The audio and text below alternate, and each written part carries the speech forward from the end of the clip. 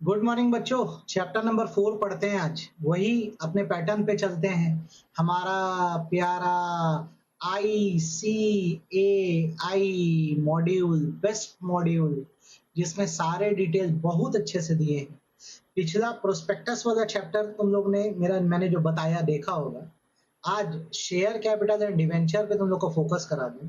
Mainly इसमें हम लोग को करना क्या है, शेयर कैपिटल क्या होता है, उसके काइंड्स क्या होते हैं, उसका क्लासिफिकेशन क्या होता है, ठीक है, शेयर कैपिटल कैसे कैसे इशू होते हैं, और रिलेटेड मैटर जैसे रिडक्शन, बायबैक एक्सेट्रा, ये पढ़ेंगे। और साथ में डिबेंचर्स जो सेक्शन 71 में कवर होता है, ये पढ़ेंगे हम लोग। अब हमारा फोकस ये रहेगा, ठीक है। तो जैसे हम लोग पढ़ना स्टार्ट करते हैं, ये चैप्टर 4 है, ठीक है। अच्छा, जैसे इंस्टीट्यूट ने चैप्टर बनाया ना, वो कंपनीज एक्ट के चैप्टर के हिसाब से बनाए, ताकि बच्चों को सेक्शंस याद करने में दिक्कत ना आ जाए। जैसे जो चैप्टर नंबर 1 था ना आपका, वो किस चीज को लेकर था, वो इनिशियल था। चैप्टर नंबर 2 जो था ना, वो इनकॉर्पोरेशन था। अब जो चैप्टर नंबर 3 आपने पढ़ा था, वो प्रोस्पेक्टस था। अब चैप्टर 4 जो है ना, वो कहां से कहां तक है पता है? 43 से लेकर 72 तक है, शेयर कैपिटल एंड डिवेंचर, ठीक। साथ में क्या है, एक्ट के साथ एडिशनल रूल्स हैं, जैसे share capital and debenture rule 2014 भी साथ साथ हम पढ़ेंगे। तो शेयर से रिलेटेड जितना कंसेप्ट है सेक्शन 43 से 70 में है, और डिवेंचर का कंसेप्ट सेक्शन 71 में है, ठीक है। देखो, पैसों के बिना तो बिजनेस चल नहीं सकता। अब पैसे कैसे आए भाई साहब? तो पैसे तब आएंगे ना जब तुम फंड रेस करोगे। फंड कैसे रेस करोगे? तो लोगों से इन्वेस्टमेंट मांगोगे तो शेयर कहलाएगा, लोगों से लोन मांगोगे तो डिवेंचर कहलाएगा। तो अगर किसी को ओन्ड फंड चाहिए तो वो शेयर बेचे, और अगर बोरोड फंड चाहिए, डेप्थ चाहिए, तो डिवेंचर बेचे, ठीक है। तो पहले शेयर पे फोकस करते हैं। शेयर क्या है? तो शेयर जो है कंपनी के शेयर कैपिटल का पार्ट है, और ये स्टॉक को इंक्लूड करता है। इसको कैसे आप समझ सकते हो कि जैसे कोई भी बिजनेस हो इंक्लूडिंग कंपनी, कंपनी को चलने के लिए पैसा तो लगेगा ना, कैपिटल लगेगा। अब कैपिटल कैसे आएगा? तो कंपनी में बड़ा कन्वीनियंट है कैपिटल लाना। कैपिटल को छोटे छोटे यूनिट्स में तोड़ा गया, जिसको शेयर बोलते हैं। अब जैसे एक शेयर 100 रुपए का, कंपनी ने पूरी मेहनत करके 1000 शेयर बेचे। एक शेयर कितने का? मैंने बोला 100 रुपए का। तो कंपनी के पास इकट्ठा हुआ 1 लाख रुपए। तो भाई ये 1 लाख रुपए कंपनी के कब आया? जब उसने शेयर बेचे। इसलिए क्या कहलाया? शेयर कैपिटल, है ना। तो शेयर का मतलब होता है शेयर इन शेयर कैपिटल, और इसमें स्टॉक इंक्लूड होता है, ठीक है। कंपनी के जो कैपिटल होता है उसको शेयर कैपिटल बोलते हैं, जो छोटे छोटे यूनिट्स में डिवाइड होता है। हर यूनिट की एक वैल्यू होती है जिसको फेस वैल्यू बोला जाता है, और ये यूनिट जो है वो शेयर कहलाता है। शेयर सिर्फ पैसे को रिप्रेजेंट नहीं करता है, शेयर इंटरेस्ट है। इंटरेस्ट मतलब राइट है कि भाई साहब जो शेयर खरीदेगा, कंपनी में उसको बहुत अलग अलग तरह के राइट्स मिलेंगे। जैसे वोट करने का अधिकार मिलेगा, उसको कंपनी में प्रॉफिट पाने का अधिकार मिलेगा। लेकिन ये अधिकार तभी मिलेगा जब आपके हाथ में शेयर आएंगे, नहीं आए तो कहां से मिलेगा? ठीक बात है। यहाँ पे आपने ऊपर एक वर्ड पढ़ा, स्टॉक। तो जैसे शेयर्स को ना सेल ऑफ गुड्स एक्ट में गुड्स माना गया है। तो गुड्स जब सिंगल है तो शेयर होता है, और जब गुड्स बहुत सारे होते हैं तो अब पता है वो स्टॉक कहलाते हैं। तो एग्रीगेट वैल्यू ऑफ शेयर को क्या बोला जाता है? स्टॉक बोला जाता है। बंडल ऑफ शेयर को स्टॉक बोला जाता है, याद रखना, भूलना, ठीक। शेयर कैपिटल अलग अलग काइंड्स का होता है। मेनली दो काइंड है, एक इक्विटी शेयर कैपिटल होता है, एक प्रेफरेंस शेयर कैपिटल होता है। फर्क ये होता है कि जो इक्विटी शेयर कैपिटल होता है, ये ओनरशिप पोर्शन को रिप्रेजेंट करता है। इसका मतलब कंपनी में जो जो इक्विटी शेयर खरीदता जाएगा, वो कंपनी का फ्रैक्शनल ओनर बनता जाएगा। फ्रैक्शनल ओनर का मतलब ये होता है आपके पास जितने शेयर हैं, आपके पास उतना परसेंटेज ओनरशिप है। जैसे कंपनी का टोटल शेयर 500 शेयर है, और मेरे पास उसमें से 50 शेयर्स हैं, मेरे पास 50 शेयर्स हैं। तो 500 में मेरे पास 50 शेयर है, तो मेरी ओनरशिप 10% की है। तो 10% की ओनरशिप के तहत मुझे क्या मिलेगा? इस हिसाब से प्रॉफिट का पार्ट मिलेगा। इस पार्ट को बोलेंगे डिविडेंड। क्योंकि मैं ओनर हूं तो इसका कोई रेट फिक्स नहीं है। ये डिविडेंड मुझे कम मिल सकता है, ज्यादा मिल सकता है, और नहीं भी मिल सकता है। दूसरा, जब कंपनी में कोई भी डिसीजन मेकिंग होगी, तो उसमें मेरा बराबर होगा कि मैं राइट है मेरे पास वोट करने का, मेरे पास वोटिंग राइट होगा, मैं हर मामले पे वोट करूंगा। अच्छा ये है कि मुझे कंपनी में ओनरशिप मिल गई, कंपनी ग्रो करेगी तो मैं भी ग्रो करूंगा। लेकिन अगर मैं रिस्क कैपेसिटी नहीं रखता हूं, तो मेरे लिए एक दूसरे तरह के शेयर भी हैं, जो प्रेफरेंस शेयर कहलाते हैं। ये जो होंगे मुझे ओनरशिप तो नहीं दे पाएंगे, पर दो चीजों में मुझे प्रेफरेंस मिलेगा। प्रेफरेंस मतलब प्रायोरिटी मिलेगी, क्योंकि मैं ओनर नहीं हूं। तो जब प्रॉफिट होगा तो उसका मुझे एक फिक्स पार्ट मिलेगा, जिसे बोला जाएगा फिक्स्ड डिविडेंड, ये मुझे मिलेगा। और दूसरा, मेरे पास कोई वोटिंग राइट नहीं है, पर ये राइट है कि मेरे को जो पैसा दिया गया है वो पूरा रिडीम हो जाएगा, रिडेम्पशन हो जाएगा उस पैसे का, मेरा लगाया पैसा मुझे रिफंड हो जाएगा। तो दोनों ही अच्छे अपने आप में। इक्विटी शेयर आपको ओनरशिप देता है और प्रेफरेंस शेयर आपको फिक्स्ड डिविडेंड देता है, और आपका पैसा भी आपको क्या हो जाता है, रीपे हो जाता है। तो अब पॉइंट्स देख लेते हैं। इक्विटी शेयर वो शेयर होता है जो आपको ओनरशिप देता है, जिसमें आपके पास वोटिंग राइट होता है, और आपको ज्यादा पावर वाले इक्विटी शेयर चाहिए तो आप डिफरेंशियल राइट वाले शेयर ले लो, इसमें आपको डिविडेंड भी ज्यादा मिलेगा, वोट पावर भी ज्यादा रहेगा। प्रेफरेंस शेयर कैपिटल वो होता है जिसमें आपको डिविडेंड मिलता है फिक्स रेट पे, और आपका कैपिटल भी क्या हो जाता है, रीपे हो जाता है। तो जैसे अगर मैं यहाँ पे फोकस करा दूं प्रेफरेंस शेयर पे, तो इशूड शेयर कैपिटल का बेसिकली वो पार्ट है जहां पर आपको एक फिक्स रेट पे डिविडेंड मिलता है, और आपका पैसा भी जो है कंपनी के वाइंडिंग अप पे आपको वापस हो जाता है। जब वापस होता है तो पार वैल्यू पे, मतलब जो वैल्यू आपने ली थी उतने पे ही होता है, या एडिशनल अमाउंट भी आपको दे दिया जाता है जिसको प्रीमियम बोला जाता है। ठीक है, आई होप आपको ये बात समझ आई होगी। प्रेफरेंस शेयर होल्डर जो होते हैं उनको बेसिकली क्या होता है कि कोई वोट करने का अधिकार नहीं होता है, ये बात याद रखना। ठीक है, ये नोट आप नहीं भी देखोगे तो कोई खास वो नहीं है, ये नोट में ना छोटे छोटे पॉइंट्स बताए गए, जैसे nothing contain in this act shall affect the right of preference share holder who are entitled to participate in proceed of winding up before commencement of this act. इस एक्ट आने के पहले प्रेफरेंस शेयर होल्डर के जो right थे वही रहेंगे। Preference share holder में also participate in equity pool. Equity pool का मतलब होता है equity part of profit. Fixed dividend को लेके इक्विटी शेयर होल्डर को डिविडेंड दे पाएंगे, ऐसे प्रेफरेंस शेयर को पार्टिसिपेटिंग बोलते हैं बच्चों, जो फिक्स्ड डिविडेंड भी देते हैं और प्रेफरेंस शेयर होल्डर के साथ भी हिस्सा मार देते हैं। आगे फिर पढ़ेंगे, टाइम पास के लिए।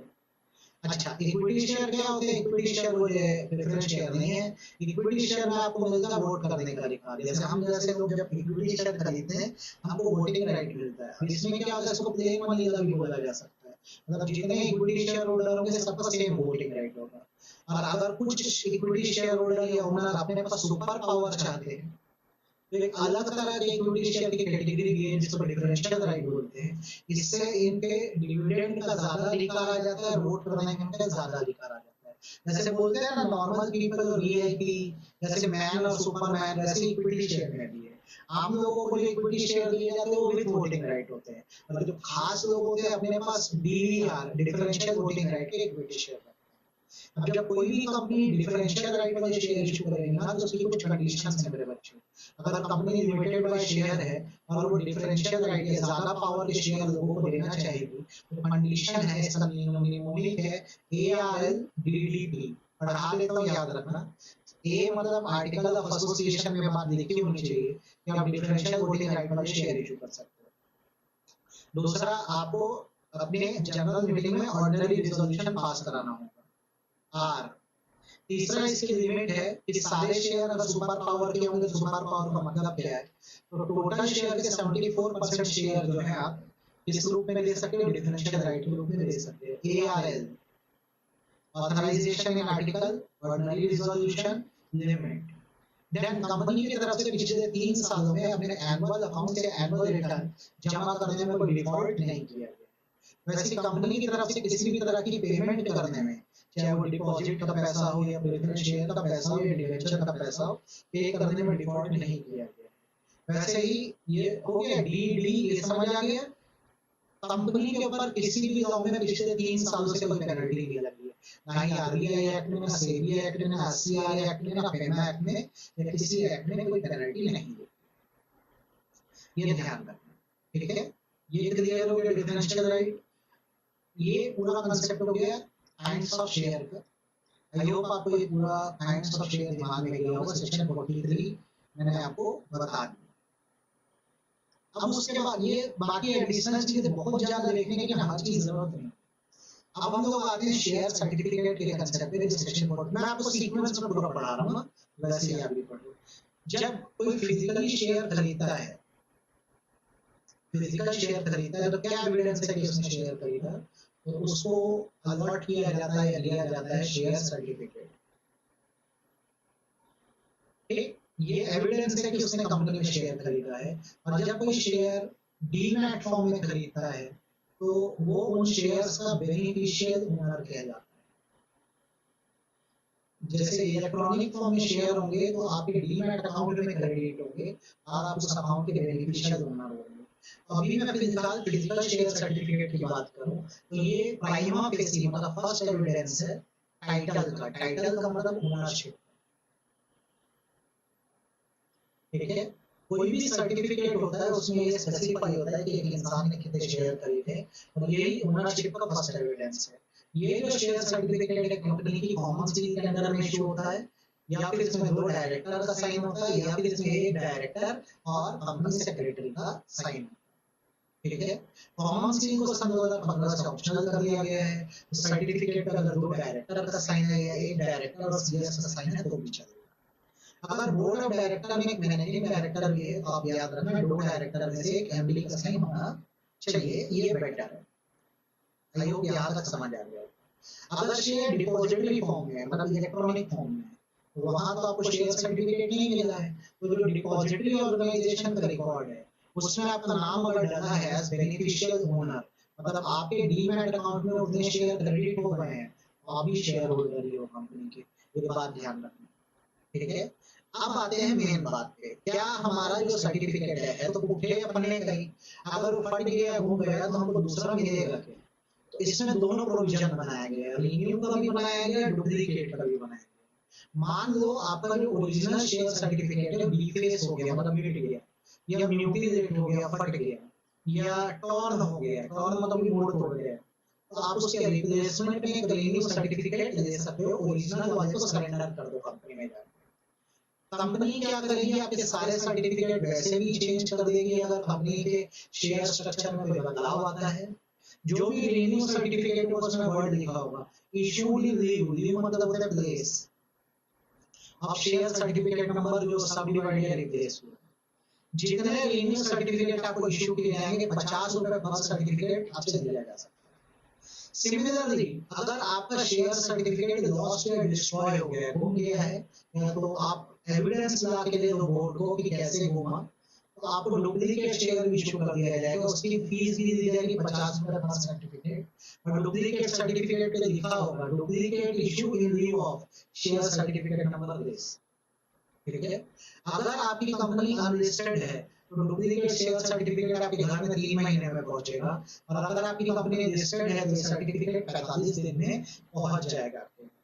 ठीक है, कंपनी इसका बराबर रिकॉर्ड भी मेंटेन करेगी रिन्यू और डुप्लीकेट शेयर सर्टिफिकेट का फॉर्म नंबर एसएच। ठीक, ये रजिस्टर को कंपनी के रजिस्टर ऑफिस में रखा जाएगा, परमानेंटली कंपनी सेक्रेटरी की कस्टडी में प्रिजर्व किया जाएगा, और इस पे कंपनी सेक्रेटरी इसको ऑथेंटिकेट या साइन करेगी।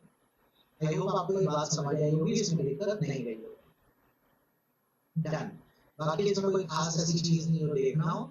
अब ये है बड़ा इंपॉर्टेंट पॉइंट, मान लो कोई फ्रॉड इंटेंशन है, धोखे के इंटेंशन से अगर डुप्लीकेट सर्टिफिकेट इशू कर दिया गया, भाई शेयर जो है ना इंसान की प्रॉपर्टी की तरह है, ये ठीक उसी तरह है कि जमीन के नकली कागजात बना दिए गए, तो बनाने वाली कंपनी फंसेगी ना। अगर मान लो किसी कंपनी ने धोखाधड़ी करने के नाम से किसी के डुप्लीकेट सर्टिफिकेट बना दिए, कंपनी पे क्या जुर्माना है पता है? शेयर की जो भी फेस वैल्यू होगी उसका 5 टाइम्स, या मैक्सिमम फाइन क्या पता है 10 टाइम्स ऑफ फेस वैल्यू, या 10 करोड़। जैसे मान लो अनिल नाम का एक पर्सन, अनिल के पास 5,000 शेयर है, एक शेयर की वैल्यू 5 रुपए फेस वैल्यू। अब अनिल के 5,000 शेयर के सर्टिफिकेट नकली बना दिए गए, तो कंपनी पे क्या जुर्माना लगेगा मिनिमम पता है? 5 टाइम ऑफ फेस वैल्यू कितना? 5 रुपए फेस वैल्यू है तो उसका 25 रुपए हो जाएगा, मल्टीप्लाइड बाय एक शेयर कितने का है? 5,000, तो कितना जुर्माना हुआ ये? 1,25,000, ये मिनिमम जुर्माना। मैक्सिमम जुर्माना 10 टाइम ऑफ फेस वैल्यू, 5 रुपए का शेयर है, 10 टाइम कितना होगा? 50 रुपए, 5,000 का एक शेयर है, 5,000 रुपए का शेयर है, तो ये कितना हो रहा है आपका? 2.5 लाख रुपए, 2.5 लाख रुपए और 10 करोड़ रुपए, whichever is higher. Higher बोल रहा है मतलब आप फंस जाओगे, आप कितना लग जाएगा पता है? 10 करोड़ का जुर्माना आप पे लग जाएगा। तो अब समझ लो मिनिमम फाइन कितना है? 5 time of face value, maximum higher of 10 time of face value of 10 crore. और जो ऑफिसर है उनके ऊपर सेक्शन 447 फ्रॉड का केस बन जाएगा। याद करो पिछले चैप्टर में तुम लोग को पूरा पढ़ाया हूँ फ्रॉड, 10 लाख रुपए से कम का अमाउंट, 10 लाख से ज्यादा का अमाउंट, पब्लिक इंटरेस्ट, याद करो ये बताया हूँ। ठीक, तो ये पूरा कंसेप्ट हो गया किसका? रिन्यू और डुप्लीकेट सर्टिफिकेट का, जो तुम लोग को पढ़ना होता है। देन उसके बाद सेक्शन 47 आता है, वोटिंग राइट की बात करता है। अब तुम सबको पता है कि वोटिंग राइट किसके पास है? इक्विटी शेयर होल्डर के पास है। हर कंपनी जो लिमिटेड बाय शेयर है और उसमें इंसान ने इक्विटी शेयर कैपिटल खरीद रखा है, उसके पास हर मैटर पे वोट करने का अधिकार है। जब वोटिंग बाय पोल होगी, बाय पोल का मतलब होता है आपको बैलेट पेपर दे दिया जाएगा, वोटिंग फॉर्म, और आप उसके द्वारा वोट करोगे, तो उसमें आप अपने वोट के साथ नंबर ऑफ शेयर भी लिखोगे। इसमें आप नंबर ऑफ शेयर भी लिखोगे, याद रखना, ठीक है, भूलना मत। तो इसमें आपका वोट और आपके नंबर ऑफ शेयर दोनों काउंट किए जाएंगे। ये बात हो गई इक्विटी शेयर। जब बात होगी प्रेफरेंस शेयर की, तो प्रेफरेंस शेयर जो है वैसे तो वोट नहीं कर सकते, ओनर नहीं है, लेकिन अगर कोई मैटर है जो इन्हीं के राइट्स को अफेक्ट कर रहा है या फिर कंपनी का वाइंड अप हो रहा है, तो ये वोट कर सकेंगे। आगे ये भी बोला गया है कि अगर कोई प्रेफरेंस शेयर होल्डर है जिसका डिविडेंड आउटस्टैंडिंग है और 2 सालों से ज्यादा पीरियड हो गया है, उसका डिविडेंड उसको नहीं दिया गया है, तो वो प्रेफरेंस शेयर होल्डर भी हर मामले पे वोट कर सकेगा। फिर सुन लो, हर मामले पे वोट करने का अधिकार इक्विटी शेयर होल्डर का है, प्रेफरेंस शेयर होल्डर का नहीं है। वो उन्हीं मामलों पे वोट करेगा जो उनके राइट्स को अफेक्ट कर रहे हैं या जब कंपनी का वाइंड अप हो रहा हो। लेकिन अगर प्रेफरेंस शेयर होल्डर का डिविडेंड आउटस्टैंडिंग है और पिछले 2 सालों से नहीं दिया गया है, तो ये हर मैटर पे फिर वोट कर सकेंगे। ठीक है, आई होप ये सेक्शन आपको समझ आ रहा होगा, इसमें दिक्कत नहीं है। देन आता है variation of share holder right. इसको आप ऐसे सीख सकते हैं कि जब आप किसी कंपनी के एग्जिस्टिंग शेयर होल्डर हो, तो आपके पास एक राइट होता है, right right to get offer of further shares. Company जब और शेयर बेचे तो आप लोग को ये शेयर पहले ऑफर होने चाहिए, आप लोग का ये राइट है एज अ शेयर होल्डर। ठीक है, अब कंपनी बोलती है शेयर होल्डर का ये जो राइट है, जहाँ पे कंपनी ऑफर देती है कि हम आपको पहले शेयर ऑफर करेंगे फिर बाहर के लोगों को करेंगे, कंपनी ये राइट इन शेयर होल्डर से छीनना चाहती है, लेना चाहती है। बोलती है नहीं भाई, हमको जब मन करेगा हम किसी को भी शेयर बेचेंगे, आप लोग को ऑफर नहीं करेंगे। तो आप देखोगे तो आप कहीं ना कहीं एक शेयर होल्डर का अधिकार है, जिसको प्रिवेंटिव प्रियम्पटिव राइट बोलते हैं, कि उसको पहले शेयर ऑफर किया जाए। आप उससे राइट छीन रहे हो। सेक्शन 48 बोलता है ऐसा करने के लिए 3 कंडीशन फुलफिल करो। कंडीशन नंबर 1, कंपनी के मेमोरेंडम और आर्टिकल में प्रोविजन दिया गया है कि जरूरत पड़ने पर आप शेयर होल्डर के राइट्स में चेंज कर सकोगे। ये चीज कहाँ दी होती है? तो ये कैपिटल क्लॉज में लिखा होता है। जब कैपिटल क्लॉज होता है तो उसमें ऑथराइज शेयर कैपिटल का जिक्र होता है। साथ में कुछ कंपनियां लिख देती है with the right to variate the right of share holder. हम चाहें तो शेयर होल्डर के राइट्स में बदलाव कर सकेंगे। तो ये प्रोविजन आपके मेमोरेंडम आर्टिकल में होना चाहिए। दूसरी बात जो हमको चाहिए, आप ऐसा शेयर होल्डर के राइट में वेरिएशन तब कर सकोगे जब शेयर होल्डर की हमें नंबर्स में मेजोरिटी मिले और इस मेजोरिटी के पास एटलीस्ट 75% ऑफ शेयर्स। अब जैसे मान लो 10 लोग हैं, 10 शेयर होल्डर, इसमें से 6 ने हाँ बोल दी तो काम नहीं चलेगा। इन 6 लोगों के पास कंपनी के टोटल शेयर का 75% शेयर होना चाहिए, तब जाकर जो है ये वेरिएशन संपन्न हो पाएगा। तो दोनों चीजें चाहिए, हमको मेजोरिटी शेयर होल्डर से पूछना भी पड़ेगा और उनके पास कितने टोटल शेयर होने चाहिए, 75% शेयर होने चाहिए, तब जाकर ये चीज हो पाएगी, वरना नहीं हो पाएगी। तीसरी बात, जो लोग अग्री नहीं कर रहे, जिनको हम लोग बोलते हैं डिसेंटिंग, उन लोगों को ससम्मान कंपनी से निकलने का मौका दे दो और इनको ये भी अधिकार दो कि इस वेरिएशन के खिलाफ ये ट्रिब्यूनल के पास चले जाए, नेशनल कंपनी लॉ ट्रिब्यूनल के पास। केस जीत गए तो ये मामला हो ही नहीं पाएगा वेरिएशन का, नहीं तो इनको पैसा देके कंपनी से विदा कर देंगे, उन्हें बाय बाय भाई चले जाओ। तो अब ये बात अच्छे से सीख लो, सेकेंड वाली कंडीशन सबसे इंपॉर्टेंट है। मेरे पास मेजोरिटी नंबर्स में भी होनी चाहिए और इन नंबर्स के कितने परसेंट शेयर होने चाहिए, 75%, तब जाके काम बनेगा, वरना काम नहीं बनेगा। ठीक है।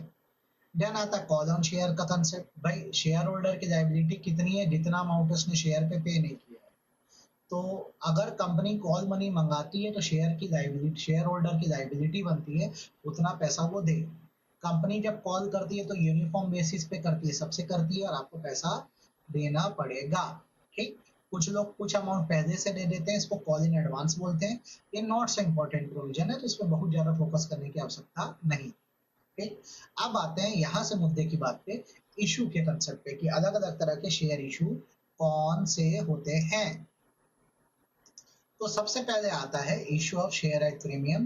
अब यहाँ से सीक्वेंस ऑफ सेक्शन याद करना ना, प्रीमियम का सेक्शन होता है सेक्शन 52।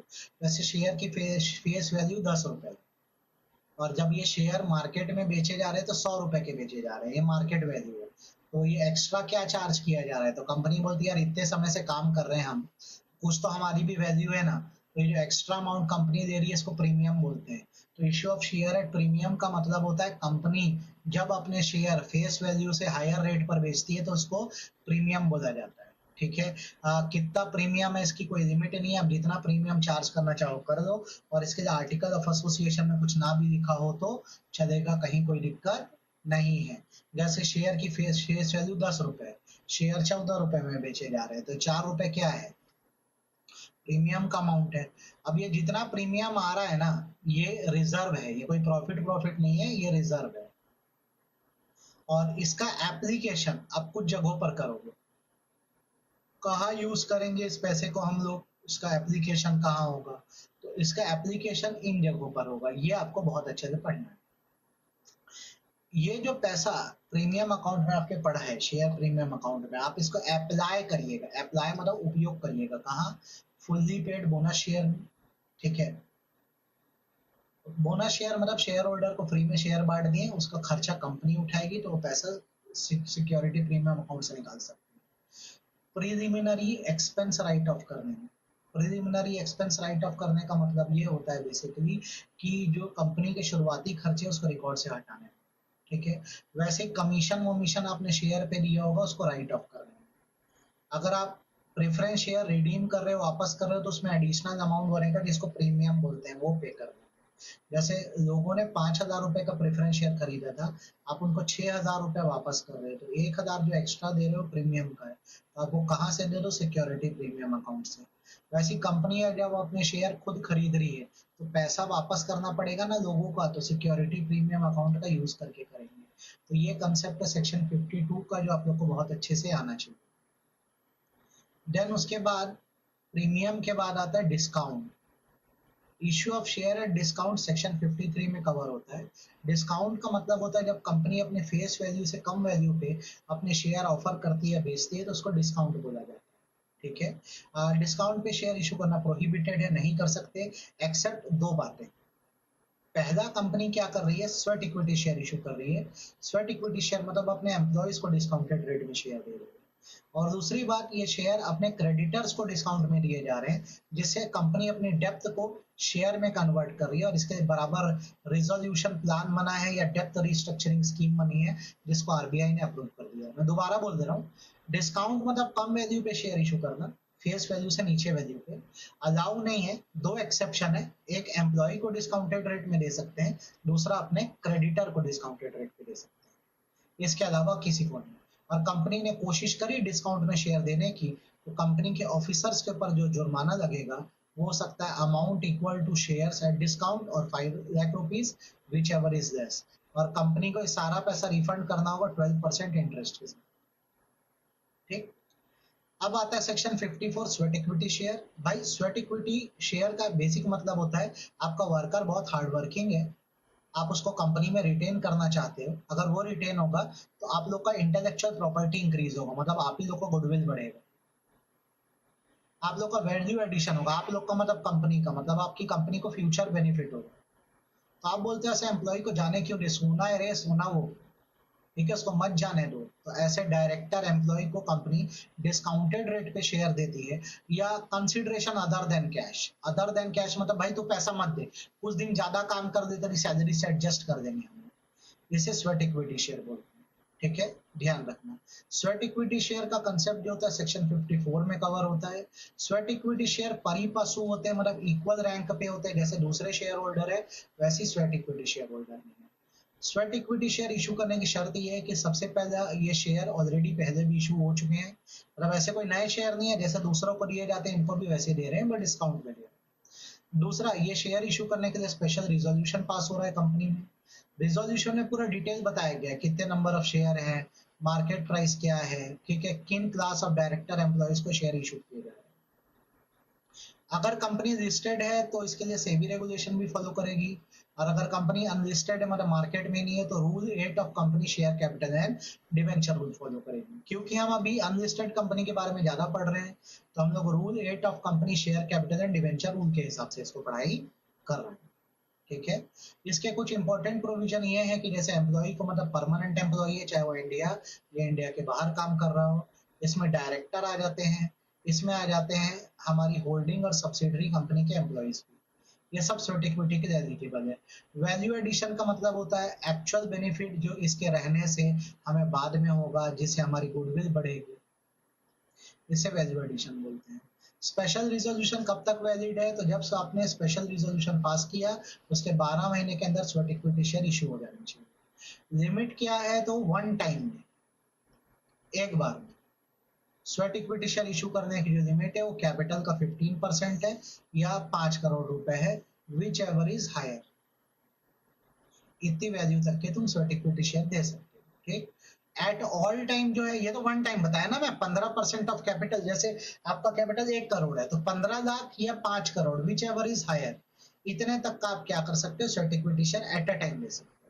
और ऑल टाइम लिमिट क्या है, तो ऑल टाइम लिमिट जो है कंपनी की वो है मैक्सिमम वो 25% ऑफ कैपिटल तक स्वेट इक्विटी के रूप में बांट सकते हो। लेकिन यदि तुम स्टार्टअप हो तो ये लिमिट 25 नहीं 50% ऑल टाइम। अब जो पैसा स्वेट इक्विटी स्कीम में शेयर होल्डर को दिया गया है वो 3 साल तक लॉक है, जो शेयर दिए गए हैं, मतलब 3 साल तक एम्प्लॉइज इन शेयर को आगे ट्रांसफर नहीं कर सकता है, बेच नहीं सकता। स्वेट इक्विटी शेयर का जो भी वैल्यूएशन है उसके लिए रजिस्टर्ड वैल्यूअर रखा जाएगा, तो जो उचित रेट बताएगा जिस रेट पर स्वेट इक्विटी शेयर इशू किया जा सकता है। ठीक है, वैसे ही रजिस्टर्ड वैल्यूअर ये भी बताएगा कि इसके रहने से वैल्यू एडिशन या फायदा क्या होगा। देन ये बड़ा इंपॉर्टेंट पॉइंट है बेटा, अगर मान लो स्वेट इक्विटी शेयर हमने एम्प्लॉय को इशू किया नॉन कैश कंसिडरेशन पे, नॉन कैश कंसिडरेशन का मतलब ये है बेसिकली कि हम एम्प्लॉय से पैसा नहीं ले रहे हैं, तो क्या कर रहे हैं, कुछ तो देंगे ना। तो अगर मान लो एम्प्लॉय ने इन शेयर्स के बदले हमको कोई असेट दिए, तो अगर वो असेट है तो बैलेंस शीट में कैरी कर दो, और अगर उसने कुछ एसेट नहीं दी है तो फिर उसने या तो अपनी सैलरी एडजस्ट कराई होगी, सैलरी है पी एंड एल आइटम, तो उसको एक्सपेंस के रूप में आप रिकॉर्ड कर दो। जैसे ऐसे समझो ना, मैं एम्प्लॉय हूँ, मुझे 1 लाख के क्या दिए गए हैं, स्वेट इक्विटी शेयर दिए गए, मैं बोला मेरी बुलेट रख लो, बुलेट एक असेट है, इस पर डेप्रिसिएशन लग जाएगा, बैलेंस शीट में कैरी करो। मैं बोलता हूँ मेरी 2 मंथ सैलरी एडजस्ट कर दो, salary P and L item है, ये किस में चला जाएगा, एक्सपेंस में चला जाएगा। जितना भी स्वेट इक्विटी शेयर इशू करे उसका डिस्क्लोजर आप डायरेक्टर रिपोर्ट में भी दो, और बराबर रजिस्टर बना के रखो फॉर्म नंबर SH3 में, ये याद रखना फॉर्म नंबर, जिसमें जितने भी स्वेट इक्विटी शेयर इशू करे उसका रिकॉर्ड आप लोग बराबर रखो। ये सेक्शन 54 है। देखो 52 प्रीमियम, 53 डिस्काउंट, 54 स्वेट इक्विटी। फिर आता है 55 प्रेफरेंस शेयर कैसे इशू करें और रिडीम करें। प्रेफरेंस शेयर की कैटेगरी समझ लो, जिस पर डिविडेंड ऐसा ऐसा ऐसा ऐसा जमा होता है और एक साथ मिलता है उसको क्यूमुलेटिव बोलते हैं, और जिसमें ईयरली हर साल मिलता है उसको नॉन क्यूमुलेटिव बोलते हैं। जो खुद का फिक्स डिविडेंड भी देते हैं प्लस इक्विटी डिविडेंड भी देते हैं उसको पार्टिसिपेटरी बोलते हैं, और जो केवल फिक्स्ड डिविडेंड जितना है उतना ही देते हैं उन्हें नॉन पार्टिसिपेटिंग बोलते हैं। जो इक्विटी शेयर में कन्वर्ट हो सकते हैं वो कन्वर्टिबल प्रेफरेंस शेयर है, और जो कन्वर्ट नहीं हो सकते वो नॉन कन्वर्टिबल प्रेफरेंस शेयर है। जिनका पैसा वापस हो जाता है उसको रिडीमेबल बोलते हैं, और जिसका वापस नहीं हो सकता उसे इरिडीमेबल बोलते हैं। ये हट चुका है, अब इरिडीमेबल प्रेफरेंस शेयर नहीं होते, जो होते हैं रिडीमेबल होते हैं। प्रोहिबिशन लग गया कि इरिडीमेबल प्रेफरेंस शेयर तुम इशू नहीं कर सकते। अब रिडीमेबल वाले कैसे इशू करें, तो उसकी शर्तें क्या क्या है? सबसे पहला, आर्टिकल ऑफ एसोसिएशन में दिखाओ कि आप रिडीमेबल प्रेफरेंस शेयर इशू कर सकते हो। दूसरा, इसका जो टाइम पीरियड है वो 20 साल का भी है, कि जब भी प्रेफरेंस शेयर इशू करो 20 साल में सबका पैसा वापस कर देना। जिन लोगों ने 2026 में एक्सेप्ट किया प्रेफरेंस शेयर का पैसा, वो 2046 तक वापस कर दो। ये बात समझ आनी चाहिए, उसमें दिक्कत नहीं आनी चाहिए आप लोग को, ठीक है।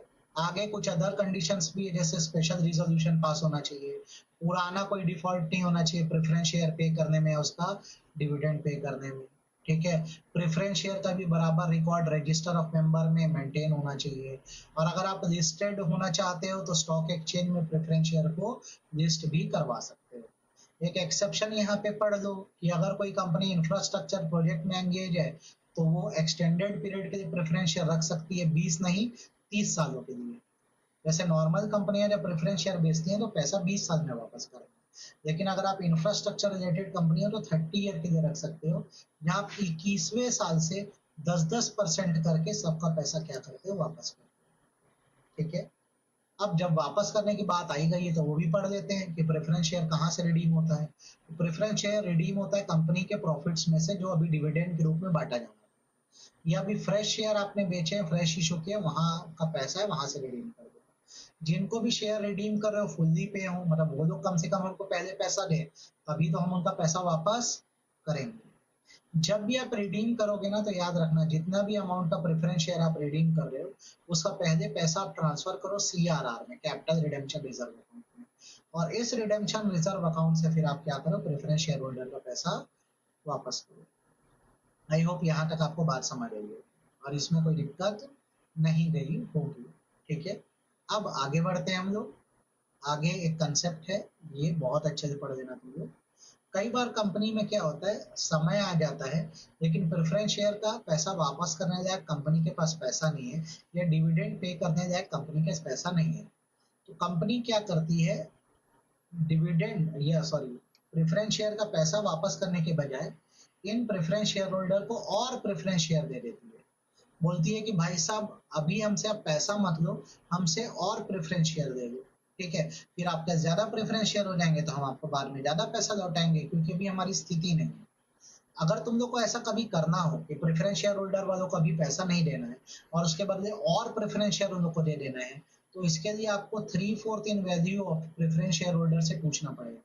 मतलब उन प्रेफरेंस शेयर होल्डर से जिनके पास 75% ऑफ प्रेफरेंस शेयर है, वो जब बोलेंगे तो ये एडिशनल प्रेफरेंस शेयर आप दे पाओगे, वरना नहीं। मेरे बच्चों ये कंसेप्ट बहुत अच्छे से याद रखना, issue of further redeemable preference share का। ये तब होता है जब कंपनी के हालात खराब हैं, वो बोलती है पैसा तो नहीं दे पाएंगे, लेकिन अब तुमको निराश भी नहीं करना है, तो हम और प्रेफरेंस शेयर तुमको देना चाहते हैं। ये पॉइंट। तो ये इश्यूज हो गए अलग अलग तरह के, है ना। अब बारी आती है transfer and transmission of share की। फर्क ये है कि ट्रांसफर दो जिंदा लोगों के बीच में होता है, और ट्रांसमिशन जो होता है बाय लॉ होता है। बाय लॉ मतलब एक आदमी मर वर गया हो तो होता है। तो सिस्टम बेसिकली ये चलता है कि जैसे ट्रांसफर करना है तो ट्रांसफर का रजिस्ट्रेशन कंपनी करती है। तो जैसे कोई भी कंपनी होती है, ठीक है, वो जितनी भी सिक्योरिटीज है और उसमें सारे राइट है, उनके ट्रांसफर का रजिस्ट्रेशन करती है। कंडीशन ये होती है कि एक इंस्ट्रूमेंट जो फॉर्म नंबर SH4 कह जाता है, इसे ट्रांसफर डीड भी बोलते हैं, ये एग्जीक्यूट होता है ट्रांसफरर और ट्रांसफरी के बीच। इसमें पूरा नाम लिखा होता है कि किसके नाम शेयर ट्रांसफर किए जा रहे हैं, बराबर स्टैंप और डेट लिखी होती है। अब जैसे मैंने बताया SH4 में बनाया जाता है। अब जब आप एग्जीक्यूट कर देते हो ना, मतलब बना देते हो वापस में ट्रांसफर डीड फॉर्म SH4 में, तो उसको 60 दिन के अंदर पूरे सर्टिफिकेट्स के साथ कंपनी में जमा कर दो। आप जब कंपनी में इसको 60 दिन के अंदर जमा करते हो ना, तो कंपनी की जिम्मेदारी है कि वो 30 डेज में, कितने दिन में, 30 दिन में आपके शेयर ट्रांसफर को रजिस्टर कर दे। ये याद रखना। फिर बोल दे रहा हूँ, अगर शेयर ट्रांसफर करना है तो कंपनी अप्रूवल जरूरी है भाई साहब। तो उसके लिए आपको ट्रांसफर डीड बनानी होती है, जो फॉर्म नंबर SH4 में होती है। इसमें ट्रांसफरी का बराबर नाम लिखो, स्टैंप डेट लिखो, कंपनी में 60 दिन में जमा करा दो। आप जब जमा कराओगे तो यहाँ पे लिखा नहीं है, मैं लिख दे रहा हूँ 30 डेज में कंपनी को अप्रूवल देनी होगी आपके जमा कराने कि उसने आपके ट्रांसफर को रजिस्टर कर दिया। डन। मान लो अगर शेयर पार्टिसिपेट है, मतलब जिसने मेरे नाम शेयर किए हैं, उसने अभी इन शेयर्स का पैसा नहीं दिया है, तो कंपनी पहले मुझे नोटिस भेजेगी कि भाई साहब आपके नाम जो शेयर होने वाले हैं ना उसका कुछ पैसा बाकी है, आप दे दोगे क्या बाद में? बोलो नो ऑब्जेक्शन है क्या? तो मेरे को नो ऑब्जेक्शन के लिए 2 हफ्ते का टाइम दिया जाता है। अगर मैं नो ऑब्जेक्शन दे देता हूं तो ऐसे शेयर मेरे नाम होंगे, वरना नहीं होंगे। ऐसे समझ लो हिमांशु नाम का व्यक्ति है, उसने 100 रुपए का शेयर दिया था। शेयर पे उसने 20 रुपए पे किया है, 80 रुपए अभी उसका देना बाकी है। अब वो शेयर मेरे नाम कर रहा है, तो भाई साहब अगर वो मेरे को दे देगा तो 80 रुपए मेरे को देना पड़ जाएगा ना। तो कंपनी मेरे को नोटिस भेजती है फॉर्म SH5 में कि तुम्हारे नाम जो शेयर आ रहे हैं उसका पहले से पैसा पे नहीं है, आप 2 हफ्ते में जवाब दे दो नो ऑब्जेक्शन, तब आपके नाम शेयर होगा, वरना नहीं होगा। तो जैसे मैं बोला नहीं चाहिए मेरे को ऐसे शेयर, तो शेयर ट्रांसफर नहीं होगा। और मैं बोलता हूँ मेरे को कोई दिक्कत नहीं है, मेरे को शेयर दे दो, तो हो जाएंगे मेरे नाम। ठीक है, आई होप ये बात आप लोग को समझ आई होगी। अब जैसे ट्रांसफर होता है वैसे ही बेटा ट्रांसमिशन भी होता है। ट्रांसमिशन बाय लॉ होता है। कैसे कैसे ट्रांसमिशन होता है तुम लोग को पता है? रुको बताता हूँ। आ गया है, छूट गया। हाँ, ट्रांसमिशन देखो इस तरह से होता है, जैसे अगर कोई शेयर होल्डर मर जाता है तो जो शेयर है उसके लीगल रिप्रेजेंटेटिव को चले जाते हैं। वैसे ही कोई शेयर होल्डर जैसे इंसॉल्वेंट हो जाता है, उसके शेयर उसके ऑफिशियल रिसीवर को चले जाते हैं। वैसे ही अगर कोई पागल हो जाता है शेयर होल्डर ना, उसके शेयर एडमिनिस्ट्रेटर को चले जाते हैं, जिसको कोर्ट अपॉइंट करता है। याद करो, डेथ के केस में किसके पास? Legal representative. इंसॉल्वेंसी के केस में किसके पास? रिसीवर। और लूनेसी के केस में एडमिनिस्ट्रेटर के पास चले जाते हैं। अब इसमें एक सिस्टम बोला गया है कि जैसे आदमी मर गया तो उसके शेयर किसके नाम जाएंगे? रिप्रेजेंटेटिव। तो यही जो रिप्रेजेंटेटिव है ना, अपने पास शेयर आने से पहले ही ये शेयर किसी और के नाम ट्रांसफर कर सकता है। जैसे एक्स है, एक्स गया मर, उसके शेयर मिलेंगे वाई को, वाई के नाम ये शेयर ट्रांसफर होने वाले 1 मई को। ठीक है, वाई इसको 30 अप्रैल को ही क्या करता है? जेड के नाम कर देता है। तो क्या ऐसा पॉसिबल है कि नहीं है? बोलेंगे वाई बोलेगा ये तो मेरे ही शेयर है ना, मेरे पास आ रहे हैं, मैं आने से पहले ही तुम्हारे नाम कर देता हूँ। लॉ बोलता है बिल्कुल अलाउ, ऐसा कर सकते हो। ये केस भी है, देखो रिचर्ड डैनियल नाम के पर्सन है, पिताजी के शेयर उसके नाम आने वाले हैं, अपने नाम आने से पहले वो शेयर अपने कजिन स्टेसली के नाम कर देती है। अलाउ है, कर दे भाई, कोई दिक्कत नहीं है, कर सकते हैं। 2 रास्ते हैं, या तो पहले शेयर अपने नाम होने दे फिर ट्रांसफर करे, या डायरेक्ट स्टेसली के नाम शेयर ट्रांसफर करे। अब जब भी शेयर ट्रांसफर होते हैं, कोई भी होता है, आपको सर्टिफिकेट मिलना चाहिए। तो ये बहुत अच्छे से पढ़ लो, जब कंपनी बनती है तो जो सब्सक्राइबर्स होते हैं उनको शेयर सर्टिफिकेट कंपनी बनने के 2 महीने के अंदर मिलना चाहिए। मंथ है ना, याद रखना। वैसे ही जैसे कभी आपको शेयर अलॉट हो तो भी आपको शेयर अलॉट होने के 2 महीने के अंदर मिलते हैं। अगर आपके नाम शेयर ट्रांसफर हो तो ट्रांसफर कंप्लीट होने के 1 महीने के अंदर आपके यहाँ सर्टिफिकेट आता है। वैसे अगर ट्रांसमिशन के रूप में शेयर आ रहा है, कोई मर गया, तो उसके भी शेयर 1 महीने में आते हैं ट्रांसमिशन। ठीक, आपको अगर डिबेंचर अलॉट हुए तो डिबेंचर सर्टिफिकेट 6 महीने के अंदर आता है। और यदि आप IFSC पब्लिक कंपनी से जुड़े हो, international financial service centre company से, तो वहां पर आपको शेयर जो होते हैं 60 दिन के अंदर मिलते हैं किसी भी स्थिति में। ये बाय हार्ट कर देना भैया। ठीक है, आई होप यहाँ तक आप लोग को समझ आ गया हो। सेक्शन 57 पर्सोनेशन की बात करता है कि कोई अगर किसी शेयर होल्डर का जानबूझकर खुद को ओनर बताता है, बोलता है मेरे शेयर पे राइट है, रियल में वो ओनर ओनर नहीं है, तो ऐसे पर्सन के ऊपर जो होता है भारी पेनल्टी लग सकती है। उसको जेल हो सकती है 1 साल से 3 साल की, और फाइन लग सकता है 1 लाख से 5 लाख का। किस पे? जो पर्सोनेटर है, मतलब जो फर्जीवाड़ा करके खुद को शेयर होल्डर बता रहा है। ठीक है, देन आता है section 58, refusal of registration and appeal. ये बड़ा सिंपल सा कंसेप्ट है, ऐसे समझ लो। आप कंपनी में फॉर्म SH4 जमा करो, कंपनी क्या करेगी? 30 डेज में, कितने दिन में? या तो आपके ट्रांसफर को रजिस्टर करेगी, या तो रिफ्यूज कर देगी, बोलेगी कि नहीं रजिस्टर कर सकते। अगर वो रिफ्यूज करेगी तो रीजन बताएगी, इस कारण से हम क्या नहीं कर पा रहे, आपको शेयर को ट्रांसफर नहीं कर पा रहे। अब आप क्या करो, आपका मतलब ट्रांसफरिंग, जिसके नाम शेयर होने वाले थे।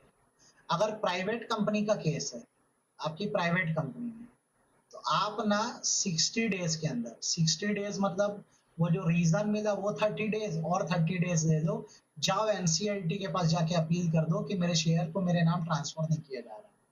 और पब्लिक कंपनी अगर है ना, तो यही काम आप करो, 90 दिन में आप पहुंच जाओ NCLT के पास। 90 का मतलब ये 30 डेज का जो रीजन बताने का समय था, प्लस 60 डेज में आप जाओ NCLT के पास। अब एनसीएलटी सारी पार्टीज को बात रखने का मौका देगा, उसके कंपनी को ऑर्डर देगा कि हमारे ऑर्डर के 10 दिन के अंदर ट्रांसफर को तुम क्या कर दो, रजिस्टर कर दो।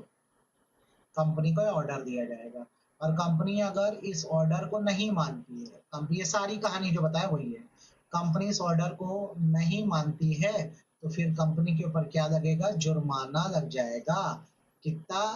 कंपनी के ऑफिसर्स को 1 साल की जेल जो बढ़ के 3 साल हो सकती है, फाइन 1 लाख से लेकर 5 लाख तक का। चलो वापस सुन लो कि शेयर ट्रांसफर 30 दिन में होना चाहिए, नहीं हुआ तो कंपनी रीजन बताएगी। अब रीजन से सेटिस्फाई नहीं हो तो एज अ ट्रांसफर ही प्राइवेट कंपनी के केस में 60 दिन में, पब्लिक कंपनी के केस में 90 दिन में आप एनसीएलटी जाओ। एनसीएलटी ऑर्डर देगा कंपनी को कि 10 दिन में वो ट्रांसफर को रजिस्टर करे, नहीं करने पर कंपनी और उसके ऑफिसर्स के ऊपर फाइन लगेगा। ये पूरा कंसेप्ट है, याद रखना, सेक्शन 58 का। आप ऐसे भी ये कोई समरी पढ़ोगे तो आपको ये आ जाएगा समझ, ऐसा ऐसा ऐसा ऐसा ऐसा ऐसा। सेम इसी से कनेक्टेड है सेक्शन 59 कि आपने शेयर वेयर तो खरीद लिए हैं पर रजिस्टर में आपका नाम प्रॉपरली नहीं दिख रहा है। प्रॉपरली नाम नहीं दिखने का मतलब ये है कि आपने कंपनी में बार बार रिक्वेस्ट करी है पर कंपनी आपका नाम एंटर नहीं कर रही है, या आपका नाम जबरदस्ती ओमिट कर दी है, या बार बार आपका नाम डालने में देरी कर रही है। अब जाओ एनसीएलटी, एनसीएलटी में जब जाओगे तो एनसीएलटी 10 दिन में कंपनी को ऑर्डर देगा कि रजिस्टर ऑफ मेंबर में जो नेसेसरी चेंज करना है वो करो, और ऐसा नहीं करने पर कंपनी के ऊपर क्या लग जाएगा, जुर्माना या फाइन लग जाएगा। आई होप ये बात आपको समझ आ गई। ठीक, तो यहाँ पे भैया सारे इश्यूज पूरे हो गए। ठीक, आई होप आपको यहाँ तक सारे इशू विशू, सारी छोटी मोटी बड़ी चीज अच्छे से समझ आ रही है। अब कुछ नई चीजों पे आगे बढ़ते हैं, जैसे अब हम लोग पढ़ते हैं अल्टरेशन ऑफ शेयर कैपिटल का कंसेप्ट। इसमें हम कुछ अलग अलग तरह के इश्यूज भी पढ़ देंगे, जैसे right issue, bonus issue, reduction का कंसेप्ट, बायबैक का कंसेप्ट, सेक्शन 61 अल्टरेशन का कंसेप्ट, ये सब हम लोग पढ़ेंगे। ठीक है, तो जैसे कुछ बेसिक बातें समझ लो। ऑथराइज कैपिटल मतलब वो कैपिटल है जितना कैपिटल कंपनी ऑथराइज है, मैक्सिमम लिमिट है जो ला सकती है। ये ऑथराइज कैपिटल का कंसेप्ट कंपनी के मेमोरेंडम के कैपिटल क्लॉज में लिखा होता है, क्लोजे कैपिटल, कैपिटल क्लॉज में लिखा होता है। ठीक है, तो जैसे सेक्शन 61 जो होता है ना, वो अल्टरेशन की बात करता है कि जो ऑथराइज शेयर कैपिटल है ना, वो मैक्सिमम लिमिट है जितना शेयर तुम ला सकते हो, लेकिन इस लिमिट को या इस कैपिटल क्लॉज को ना चाहे तो अल्टर भी कर सकते हैं। ठीक है, कैसे अल्टर करते हैं, कई रास्ते हैं। जैसे जितना कैपिटल लाना था ला चुके हो, और लाना है तो ऑथराइज कैपिटल को इंक्रीज कर दो, नहीं तो अभी जो कैपिटल उसको कंसोलिडेट कर दो। कंसोलिडेट मतलब लार्जर अमाउंट बना दो, या सारे शेयर को स्टॉक में कन्वर्ट कर दो, मतलब अलग अलग वैल्यू तो उसको एक सिंगल वैल्यू बना दो, या शेयर्स को छोटे छोटे पार्ट में सब डिवाइड कर दो, या फिर जितना शेयर बेचे बेचे बाकी कैंसिल कर दो। कैंसिल करना मतलब तुम्हारा ऑथराइज कैपिटल 1 करोड़ था, तुमने 60 लाख शेयर ऑलरेडी इशू कर दिए, अभी अब कितना इशू करना तुम्हारा बाकी, 40 लाख। तुम बोलते हो 40 लाख और इशू नहीं करते, इसको कैंसिल कर दो। तो जैसे आप अपने ऑथराइज कैपिटल के एक पार्ट को जैसे कैंसिल कर दोगे, इसे डीमाइन्यूशन बोला जाता है, इसे डीमाइन्यूशन बोला जाता है। तो जब जब ये ऐसा अल्टरेशन करोगे तो उसकी रिक्वायरमेंट ये है कि आपको शेयर होल्डर से स्पेशल रिजोल्यूशन पास करवाना होगा और नेशनल कंपनी लॉ ट्रिब्यूनल से अप्रूवल भी लेना होगा जब जब आप कंसोलिडेशन करोगे या सब डिविजन करोगे। डन। अब एक बार जैसे ऐसा अल्टरेशन हो गया तो इसकी जानकारी रजिस्ट्रार ऑफ कंपनीज को फॉर्म नंबर SS7 में देते हैं। SS7 जो है अल्टरेशन ऑफ कैपिटल है, इसमें आरओसी को जानकारी दे देते हैं। अब यहाँ पर आपका कौन सा कैपिटल बदला है, मैक्सिमम लिमिट वाला ऑथराइज कैपिटल बदला है, याद रखना। सेक्शन 62 जो आता है वो फर्दर इशू ऑफ कैपिटल की बात करता है। ये 3 हिस्सों में पढ़ा जाता है और आपको वैसे ही पता होना चाहिए। सेक्शन 62 जो है, इसका 62(1)(a) है राइट इशू। राइट इशू बोलता है कि कंपनी को जब भी फर्दर शेयर्स बेचने हो तो पहले उनको ये शेयर एग्जिस्टिंग शेयर होल्डर को ऑफर करने चाहिए, और इन एग्जिस्टिंग शेयर होल्डर को 15 से 30 दिन का समय देना चाहिए जिसमें ये डिसाइड कर सकें कि इनको ये ऑफर चाहिए कि नहीं चाहिए, या इस ऑफर को किसी और इंसान के नाम पे ट्रांसफर भी कर सकते हैं। इसे हम लोग राइट इशू का कंसेप्ट बोलते हैं। ठीक है, याद रखना।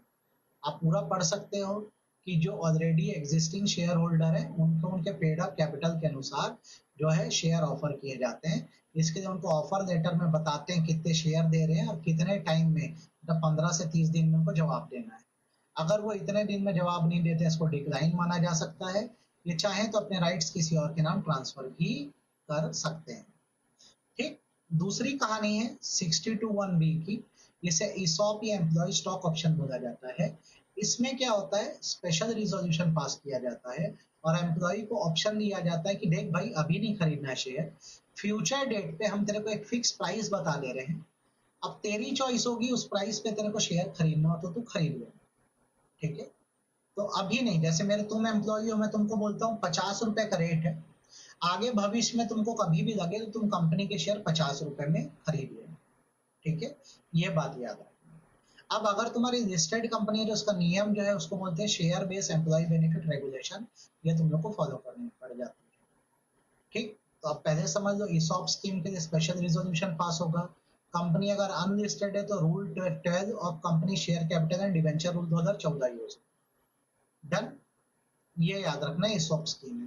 तीसरा, अब अगर तुमको ना एग्जिस्टिंग शेयर होल्डर को अपने शेयर ऑफर करना है, ना एम्प्लॉय को ऑफर करना है, तो एक रास्ता है, आप क्या करो, अदर पीपल्स को, दूसरे लोगों को, प्राइवेट प्लेसमेंट की बात नहीं कर रहा हूं मैं, अदर पीपल्स की बात कर रहा हूं, उनको अपने शेयर ऑफर कर दो। इसके लिए स्पेशल रिजोल्यूशन तुम लोग पास करो।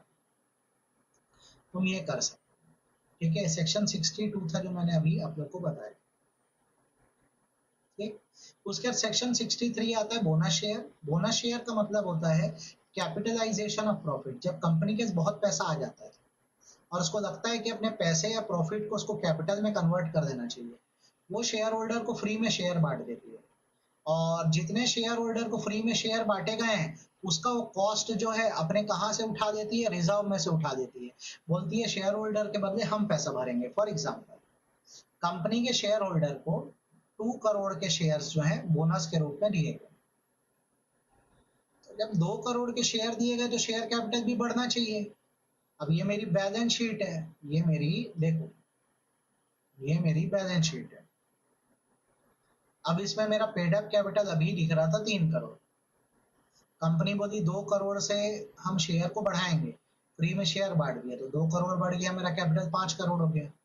शेयर होल्डर को बोल दिया यार तुमको कोई पैसा देने की जरूरत नहीं है, तो फिर पैसा कहाँ से आया, मेरे ही रिजर्व एंड सरप्लस का बैलेंस जो 10 करोड़ दिख रहा था उसमें से मैं 2 करोड़ डेबिट किया हूँ और यहाँ पे कैपिटल में जोड़ दिया हूँ।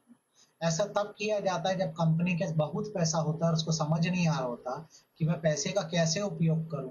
तो उसके लिए वो क्या करती है, बोनस शेयर के रूप में शेयर होल्डर को पैसा बांट, शेयर बांट देती है। और जो पैसा होता है अपने रिजर्व से वो क्या कर देती है, एडजस्ट कर देती है। तो इसका बोझ कंपनी उठा रही है, तो कहाँ से उठा रही है, अपने फ्री रिजर्व से, अपने सिक्योरिटी प्रीमियम अकाउंट से, सीआरआर से। यहाँ से इसका एडजस्टमेंट कंपनी कर रही है। रिक्वायरमेंट क्या है, जो बोनस शेयर्स हैं वो आर्टिकल से ऑथराइज होने चाहिए। ठीक। बोर्ड इसे रिकमेंड करता है और शेयर होल्डर इसको बोलते हैं कि ठीक है भाई, कर दो बोनस इशू। एक बार डिक्लेयर हो गया तो पीछे नहीं हो सकते। इसके लिए ये भी देखना है कि आपकी तरफ से पहले कोई इंटरेस्ट या प्रिंसिपल पे करने में डिफॉल्ट ना हो, एम्प्लॉय का कोई ड्यू व्यू है वो पे करने में डिफॉल्ट ना हो। बोनस इशू उसी को करो जिसके शेयर फुल्ली पेड है, पार्टली पेड नहीं। और आप कंपनीज एक्ट का rule 14 company share capital and debenture rule follow करो। एक बार बोनस अनाउंस हो गया तो बाद में विड्रॉ नहीं होगा, याद रखना। ये आपका पूरा कंसेप्ट हो गया किसका, बोनस इशू का। छोटी छोटी बातें, बोनस कोई डिविडेंड नहीं है, डिविडेंड अलग चीज है, बोनस अलग चीज है, याद रखना, भूलना मत। बोनस उसी को देना जिसके शेयर फुल्ली पेड है, पार्टली पेड है वाले को मत दे देना। डन, खत्म हो गई बात। यहाँ ये बोनस शेयर का कंसेप्ट खत्म हो गया। अब उसके बाद मेरे बच्चों आता है रिडक्शन का कंसेप्ट। रिडक्शन मतलब होता है पेड अप शेयर कैपिटल का रिडक्शन। दो तरीके से पेड अप शेयर कैपिटल का रिडक्शन होता है। एक तो ये है कि जो शेयर अभी पेड नहीं है उसको देने से मना कर दो। जैसे तुम्हारी कंपनी का कैपिटल है 100 रुपए, इसमें से 70 रुपए पेड है और 30 रुपए अनपेड है, नॉट पेड है। कंपनी बोलती है हमको चाहिए भी नहीं 30 रुपए, मत दो शेयर होल्डर।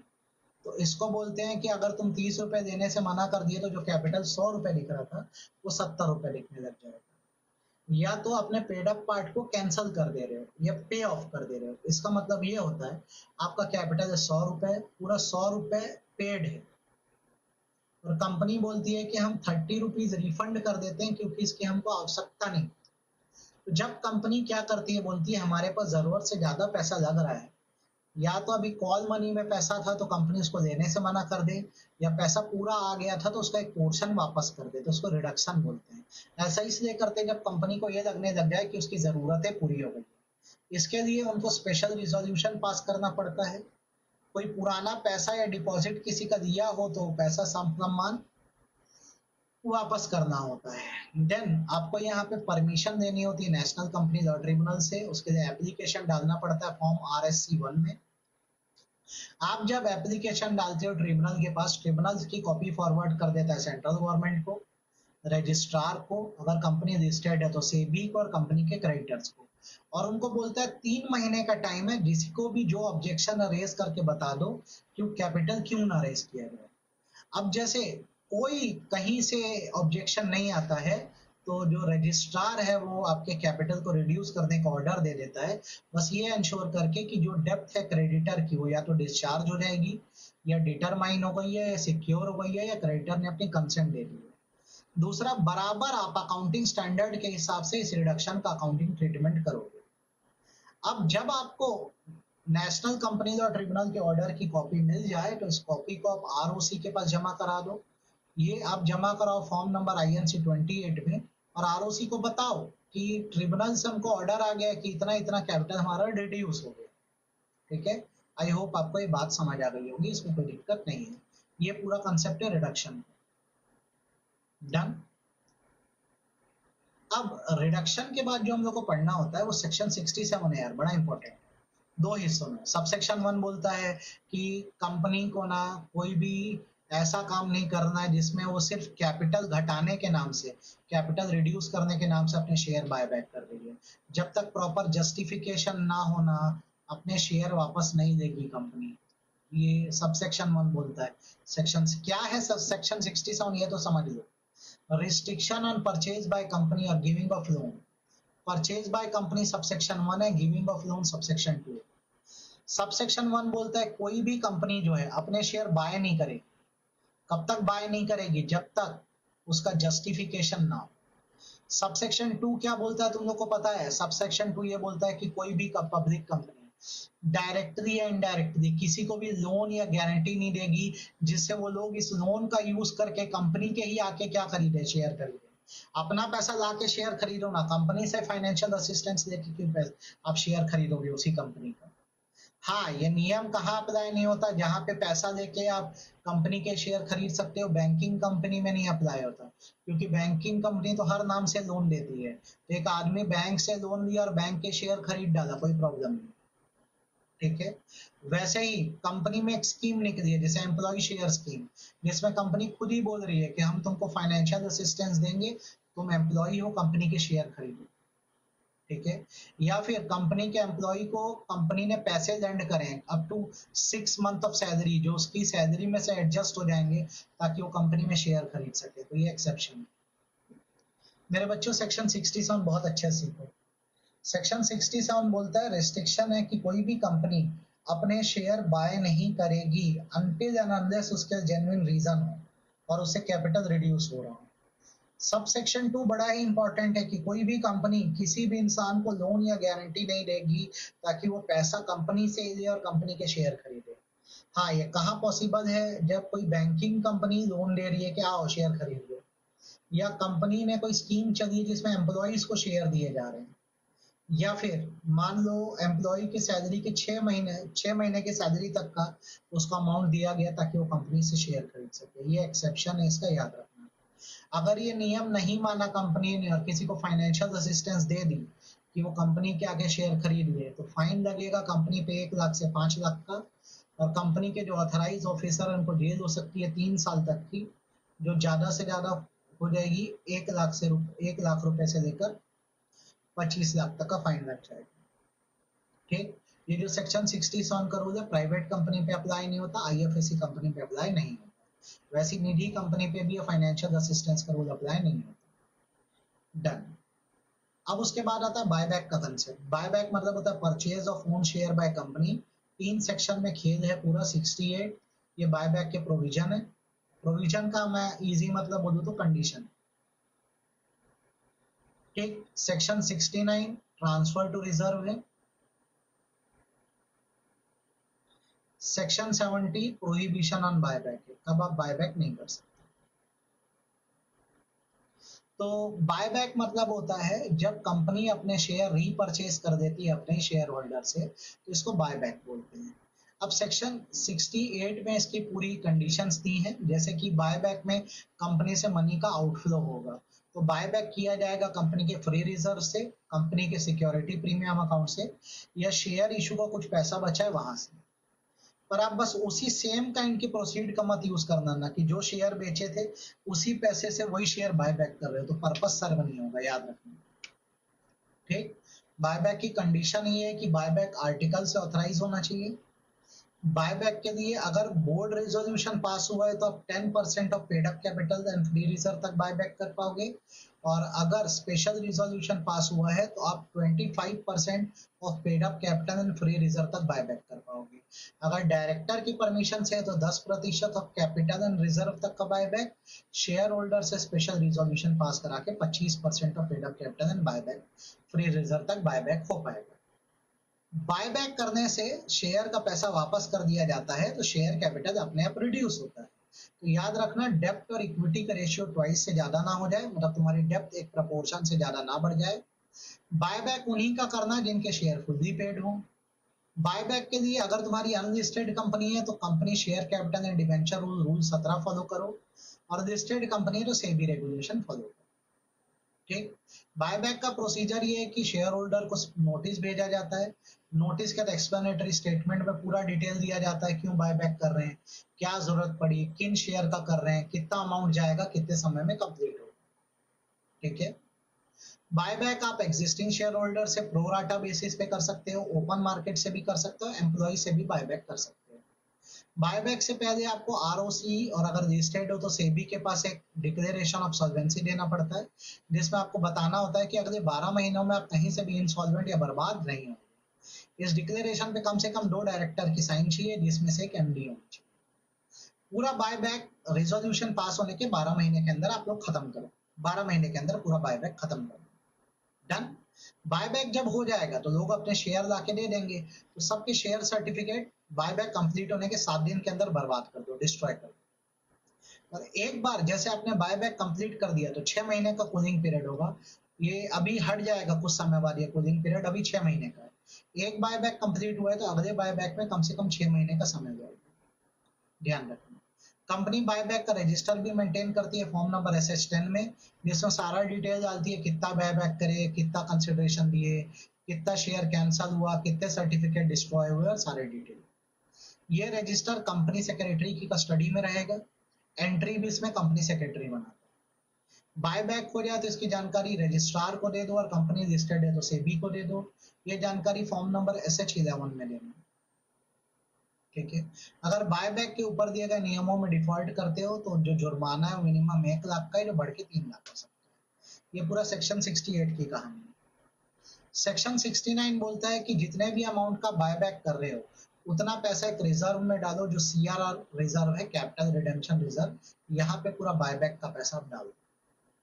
ठीक है, उसके बाद सेक्शन 70 आता है, जो प्रोहिबिशन बोलता है कि कोई भी कंपनी डायरेक्टली या इनडायरेक्टली किसी सब्सिडरी कंपनी के थ्रू या इन्वेस्टमेंट कंपनी के थ्रू अपना बायबैक नहीं कराएगी, बायबैक ऑफर सेल्फ करेगी।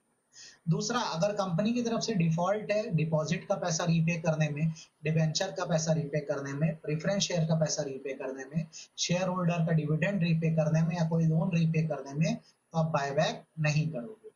फर्दर, अगर इनमें से किसी भी प्रोविजन में आपने गड़बड़ करी है, एनुअल रिपोर्ट के provision, declaration payment of dividend के provision, failure to distribute dividend के प्रोविजन, या फाइनेंशियल स्टेटमेंट के प्रोविजन में, तो फिर आप क्या नहीं कर सकोगे, बायबैक नहीं कर सकोगे। ये सेक्शन नंबर 74। तो ये था मेरे बच्चों पूरा पूरा पूरा कंसेप्ट किसका, शेयर कैपिटल का। मैं एक्सपेक्ट करूं क्या, तुम लोग को इतना अगर पढ़ोगे तो अच्छे से कर दोगे, समझ आ गया है। चलिए जी, अब चालू करते हैं हम लोग डिवेंचर की पढ़ाई, सीख लेते हैं, बहुत इजी सा है। डिवेंचर क्या है, सेक्शन 71 में कवर होता है। ये यूनिट ऑफ डेप्थ कैपिटल है। जैसे ऊपर पढ़े ना, फंड रेस करने के लिए शेयर बेचते हैं, वैसे अगर डेप्थ रेस करनी है ना, तो आप क्या बेचो, डिवेंचर सेल आउट करो, ठीक है। ये सेम वैसे ही सिस्टम पे चलता है, जैसे 8% एक डिवेंचर 100 रुपए का। आदमी अगर ये एक डिवेंचर खरीदेगा, उसको डिवेंचर सर्टिफिकेट मिलेगा एविडेंस के तौर पे। उसको 100 रुपए का प्रिंसिपल अमाउंट वापस होगा, प्लस 8 रुपए का इंटरेस्ट वापस होगा, 108। तो जो डिवेंचर कंपनी में खरीदता है वो डिवेंचर होल्डर होता है, और वो क्रेडिटर है कंपनी का। तो डिवेंचर भी शेयर की तरह ही है, जस्ट उसका अपोजिट वर्जन है। ये डेप्थ है। तो डिवेंचर में डिवेंचर स्टॉक बॉन्ड या कोई भी इंस्ट्रूमेंट आता है जो डेप्थ को एविडेंस करते हैं। Whether constituting charge on asset और नॉट मतलब होता है ये सिक्योर्ड भी हो सकते हैं, मतलब इसके लिए कंपनी की एसेट रखी जा सकती है, या अनसिक्योर्ड भी हो सकते हैं, मतलब कुछ भी एसेट वेसेट इसके लिए रखने की आवश्यकता नहीं है। ठीक है। तो सर एसेट नहीं होगी तो मान लो लोन का पैसा नहीं चुकाए तो क्या, तो कंपनी का वाइंड अप करा देंगे। ठीक। कुछ चीजों को डिवेंचर नहीं मानते, जैसे आरबीआई एक्ट में बोला गया है कि वो इंस्ट्रूमेंट जो आरबीआई एक्ट के चैप्टर 3D में आते हैं वो डिवेंचर नहीं।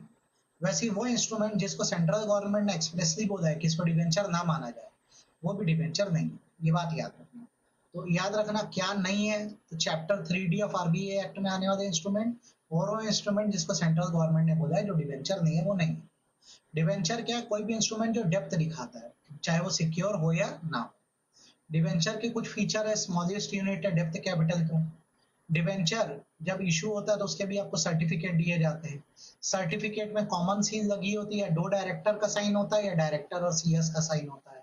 डिवेंचर में आपको पीरियोडिक क्या मिलता रहता है, इंटरेस्ट मिलता रहता है। एक फिक्स रेट ऑफ इंटरेस्ट होता है डिवेंचर पे। इस पे कोई वोटिंग राइट नहीं होता। डिवेंचर मूवेबल प्रॉपर्टी, आप जिसको चाहे अपने डिवेंचर ट्रांसफर कर सकते हो।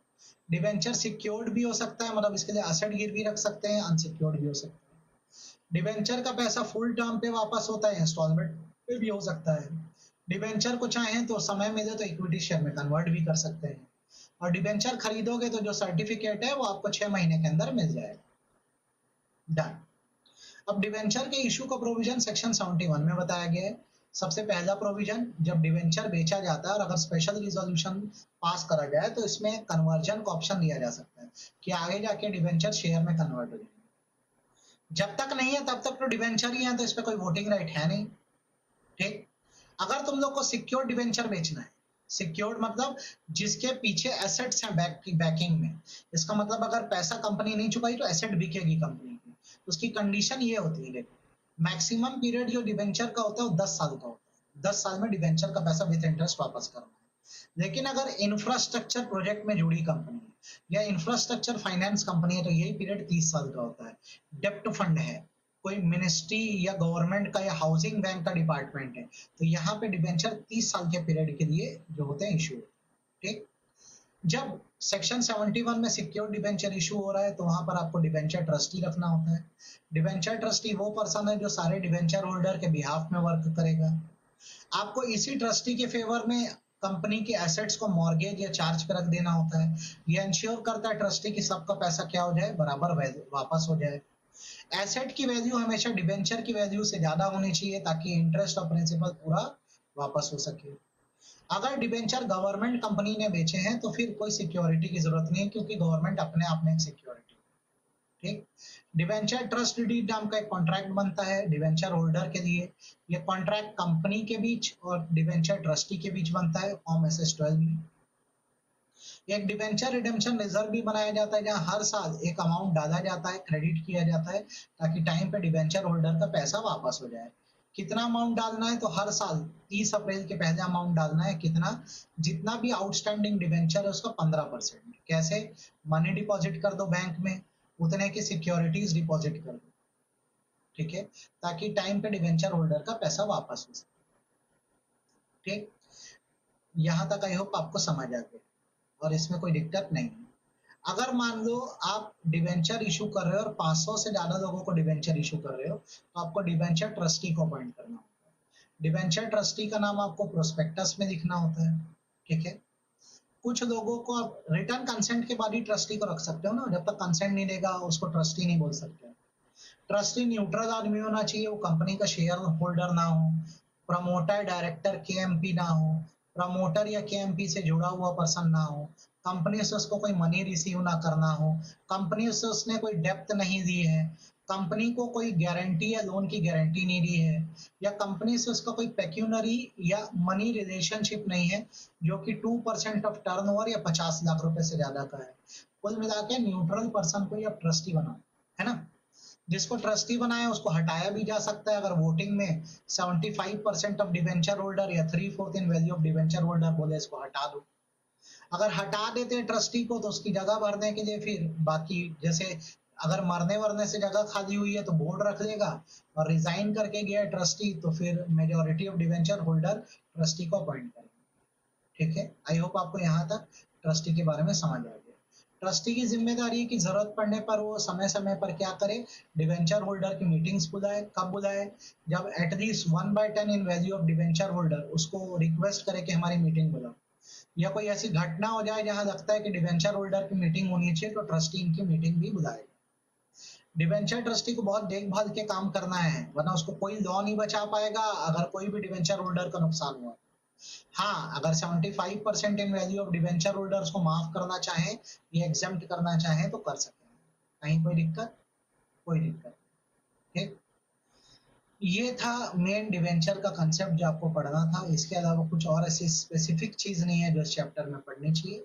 डिवेंचर का इतना कंसेप्ट भी देख लोगे तो मोर देन इनफ। ये आपका share capital and debenture chapter है मेरे बच्चों। बड़े अच्छे से पढ़ो, और कोई डाउट आउट हो तो मैं तो हूं ही, मुझे बताना ये नहीं आया, बस।